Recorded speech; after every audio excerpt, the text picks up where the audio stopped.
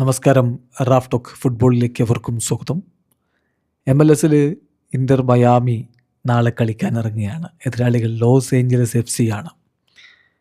നാളെ എന്ന് പറഞ്ഞാൽ ഇന്ന് രാത്രിയാണ് കളി. നമുക്ക് ഇന്ത്യൻ സമയം നാളെ പുലർച്ചെ 8 മണിക്കാണ് ലോസ് ഏഞ്ചലസിൽ വെച്ചിട്ടാണ് കളി നടക്കുന്നത്. ഒരു മികച്ച പോരാട്ടം നമ്മൾ പ്രതീക്ഷിക്കുമ്പോൾ ആരാധകരുടെ മനസ്സിലുള്ള ചോദ്യം, ലയണൽ മെസ്സി കളി കളിക്കുമോ?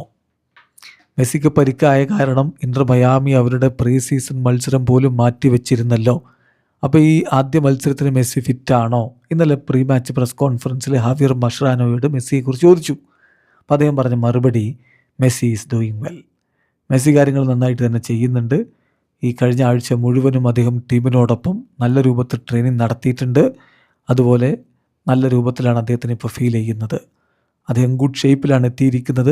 മറ്റ് ടീമിലെ താരങ്ങളെപ്പോലെ തന്നെ നന്നായിട്ട് അദ്ദേഹം പ്രിപ്പയർ ചെയ്തിട്ടുണ്ട് എന്ന് തന്നെ ഹാവിയർ മഷ്റാനോ പറയുമ്പോൾ അതൊരു വലിയ ആശ്വാസമാണ്. മെസ്സി ആദ്യ മത്സരത്തിനുണ്ടാകും എന്ന് തന്നെ വേണം മനസ്സിലാക്കാൻ. അതോടൊപ്പം തന്നെ മെസ്സിയും ജർമ്മൻ ബെർട്രേമും തമ്മിലുള്ളൊരു കൂട്ടുകെട്ട്, മെക്സിക്കോയിൽ നിന്നുള്ള 27-കാരനായിട്ടുള്ള ഫോർവേഡ് ജർമ്മൻ തീർച്ചയായിട്ടും ടീമിന് മുതൽക്കൂട്ടാവുമെന്ന് പ്രതീക്ഷിക്കുന്നു. അപ്പോൾ മെസ്സിയും ജർമ്മൻ ബെർട്രേമും തമ്മിലുള്ള കൂട്ടുകെട്ട് ഭാവിയിലേക്ക് അപകടകരമായ രൂപത്തിൽ വളരും എന്ന് മഷ്റാനോ പറയുന്നത്. അദ്ദേഹത്തിൻ്റെ ആ വാക്കുകൾ കൂടി നോക്കുകയാണ്. അദ്ദേഹം പറയുന്നു, the partnership between German and Leo Messi will develop over time.